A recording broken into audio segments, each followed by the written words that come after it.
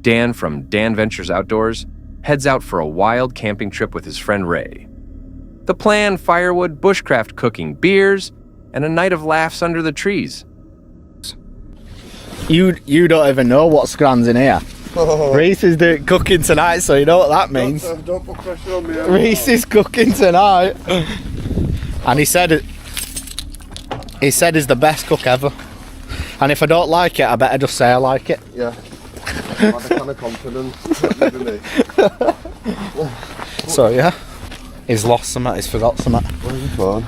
Don't know. Do you want me to unlock car?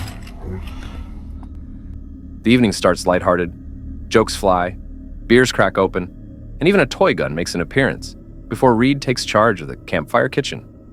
Dinner turns out to be their best yet. Good job you're here, mate. That's the guy drinking, it's like... Good job he's here. Where is he? There. Watch him shoot this gun I brought here, watch. My new favourite toy that I've got. He's going to shoot them signs over there, look. Oosh! I hit it, you just didn't see it. You were too fast. It's not a real one. No. Calm down. You might have to blur it out, but fucking... Dan's got a toy for camping. Dan's got a toy for camping. Woo, toy for camping. Oh, look at that. It's a proper firelighter. Reese will be cooking. Yeah, of course I did. You stood there, still missed. Come on, get another one. Come on, stop being a div. It's your channel. Sorry, mate. Just bring like two, put them in your pocket or something. No, I'll keep doing walk of shame. Yeah, you need to really.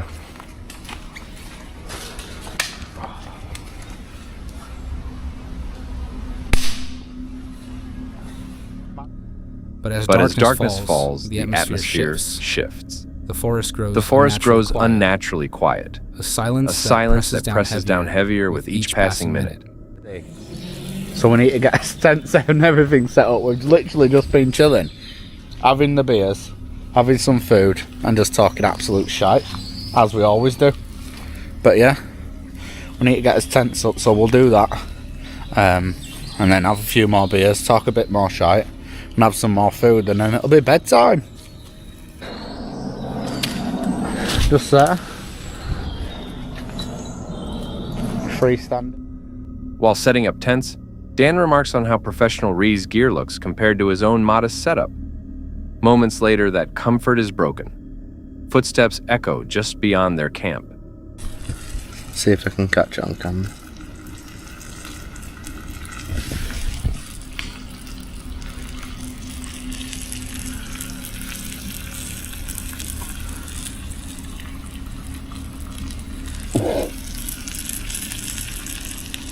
I've got a good shot.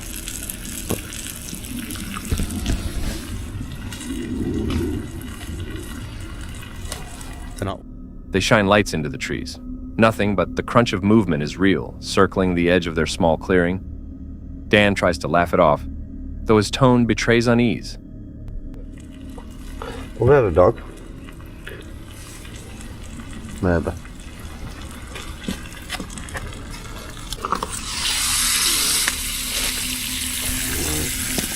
Beauty. Time for some more food. There's no big reveal, only silence, broken by phantom steps and unanswered calls of hello. The true horror lies in what they can't see, lurking just out of reach.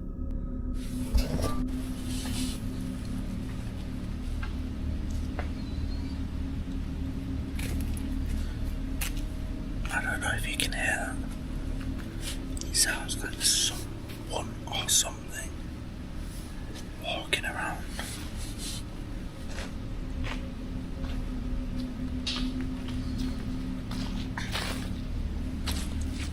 Hello?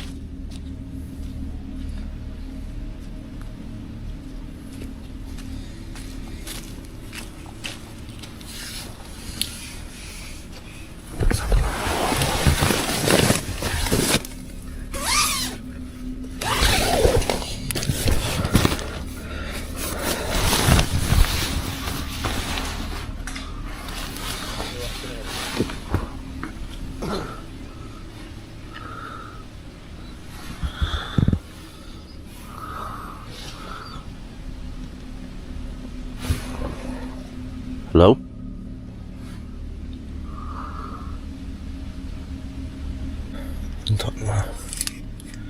Just had a quick look. Not getting out. By morning, the mood lightens. Rain taps the tents, breakfast brews, and Dan shrugs it off as probably an animal. Yet the thought lingers. What if it wasn't? We're up 7:30. I slept alright actually. This mat's really nice. That mat, I was meant to do a little review on that mat. Out here, the scariest encounters aren't always what you see, but what you hear in the dark. In August 2013, a couple exploring the forests of Vancouver Islands stumbled onto something that defies explanation. Their camera captures a massive upright figure swaying in the trees.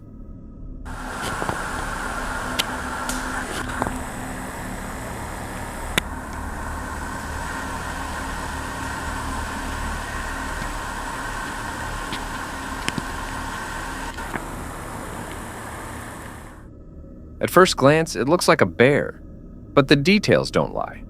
A cone-shaped head, massive shoulders, and arms that hang far too long for any animal.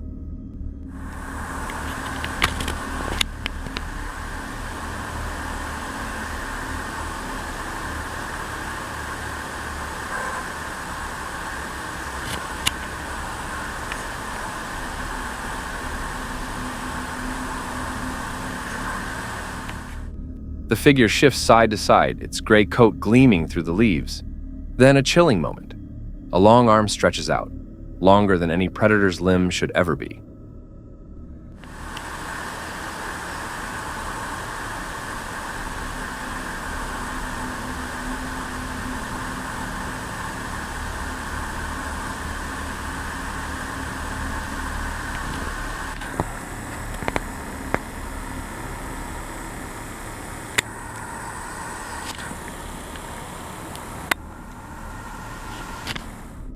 For over 2 minutes, the couple films in disbelief. Frame by frame, hints of a face emerge. A flat nose, a wide jaw, and eyes buried deep in an ape-like skull.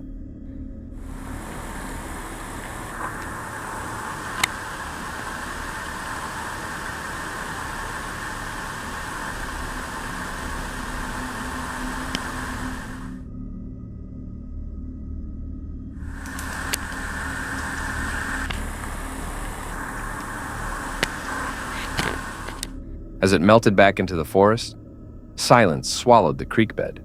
The couple didn't chase it. They didn't scream. They simply left shaken and afraid of what might still be watching.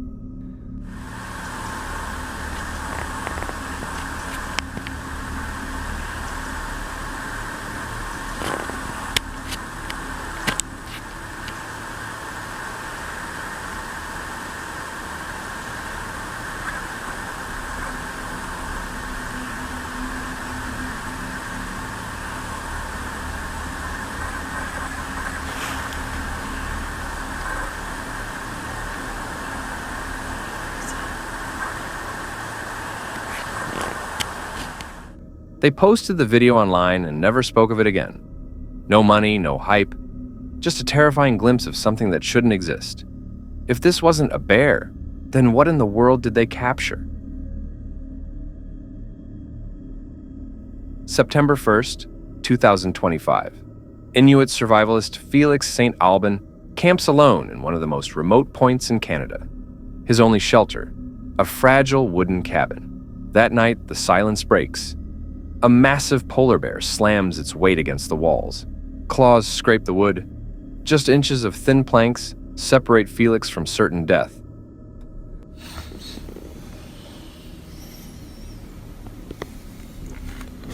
Tekohan igaramusi. Man ubenet teku. Oh teko arga. Kal. Aku kira lau himanya ma.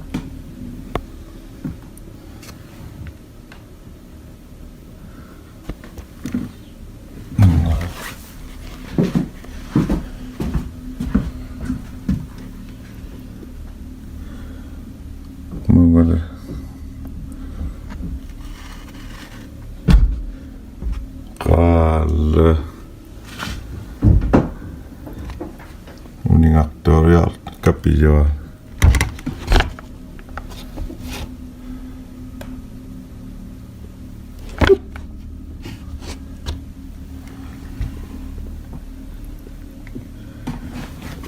Unigatorial capillo.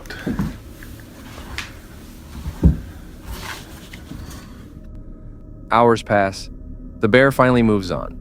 Relief sets in. Too soon. By morning, a second bear arrives, larger, hungrier.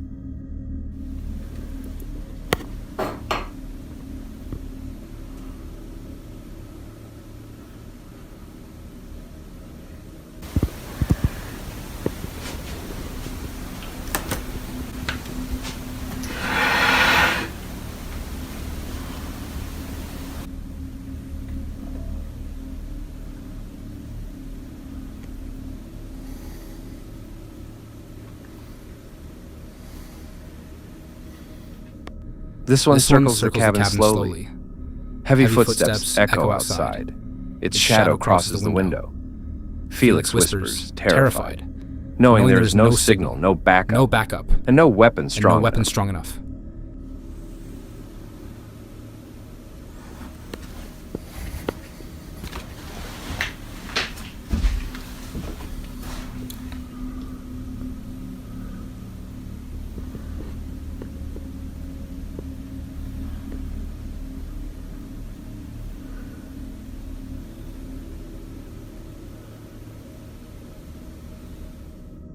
Minutes drag into hours.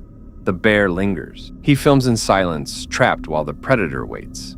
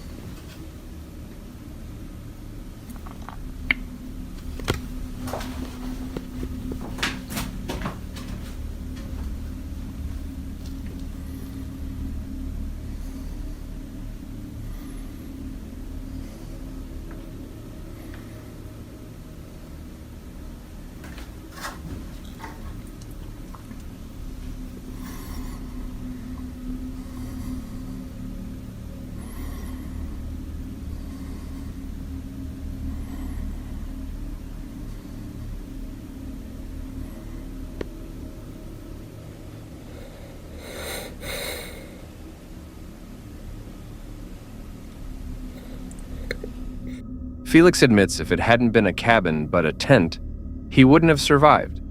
In the Arctic, there is no second chance. Would you have made it through that night?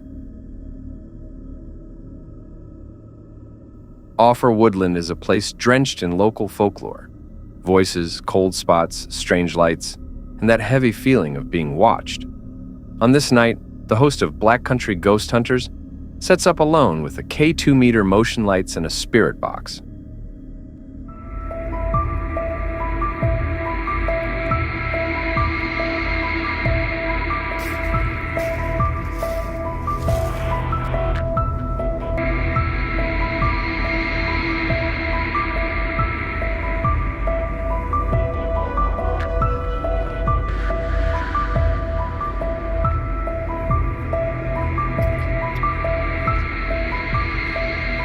Welcome back everybody to Black Country Ghost Hunters.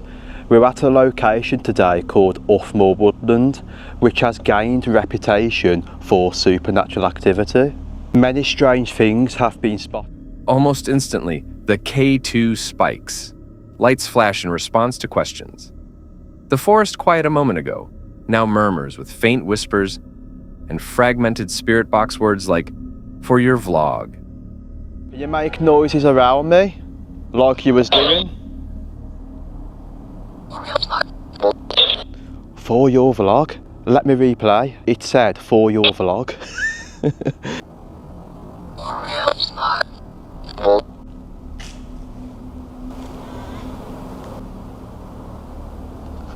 We are going to walk around Offmoor Woodland, going various places. Grabbing my K2 meter. Let's go. Creepy part, we heard noises, great K2 responses, Again, strange words.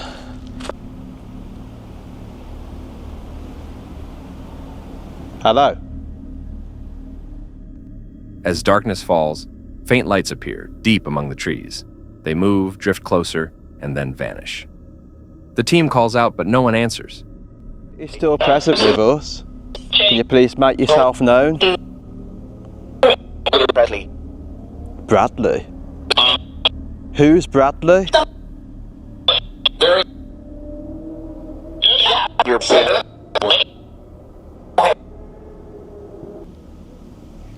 Yeah, strange noises again. Heard something straight in front. Pushing deeper, the lights return brighter and nearer. Yet nothing is visible when flashlights sweep the area. Then, a distant scream tears through the night. Everything stops. This is what me and my mum heard. No, we should go. No, stay. We'll carry on for 5.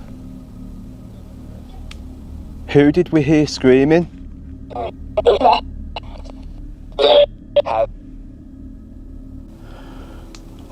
my god. Oh my god.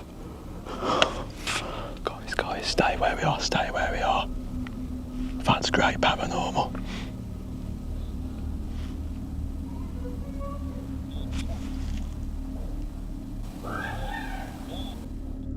They find themselves at the ruins of a church and graveyard.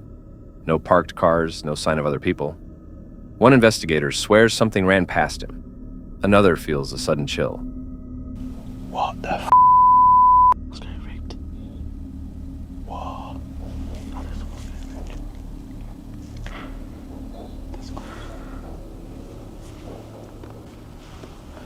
I think we need to grab, one of us go and grab a bit of equipment, gather it all up, and then we go. And then we get ready to go. We've got to go through the church, man, as well.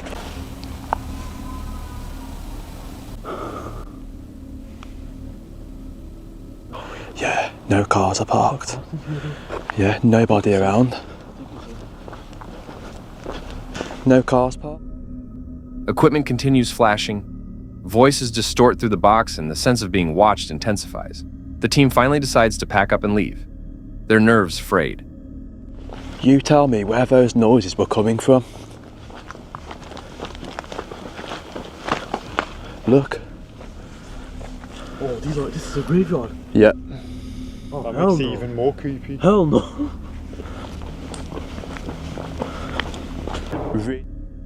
K2 spikes, whispered phrases, drifting lights.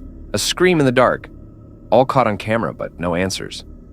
Was it paranormal, or something more ordinary made terrifying by the setting? Which moment convinced you most? The lights, the whispers, or the scream? September 29th, 2024. Van City Van Life wasn't camping deep in the wilderness. He was stealth parked outside a senior home in the suburbs. At dawn, the silence shattered with loud crashes. Bear on that garbage can up there. Good morning, you guys. I'm just waking up here and I could hear noises outside my van. I'm sleeping right outside an old folks home and there's a giant bear right here. He was digging through that garbage can right there. With all the garbage on the ground. He woke me up. I'm like, what is happening outside my van? Oh, he's right there. Look how big he is. Look at him.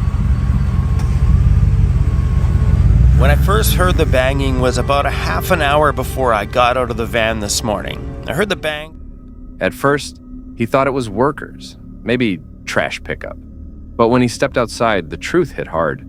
A massive black bear was only feet away. And I'm like, oh man, is somebody breaking in one of the businesses around? And I looked around outside, I didn't see anything, and I curled back up in bed. Then I decided I'm just gonna get up and start this video. That's when I noticed the big bear. That bear is ready for hibernation. It has been digging through dumpsters and eating lots of food. I haven't seen a bear that big in the city in a long time. The animal tore through garbage cans, tossing trash across the lot. It wasn't just big, it was huge. food, ready for hibernation, and completely unafraid of humans. Easy, come on.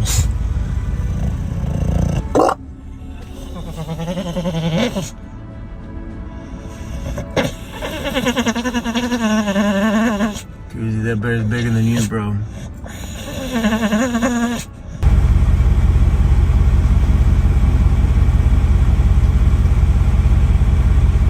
Good morning. Despite the size, the creator stayed calm.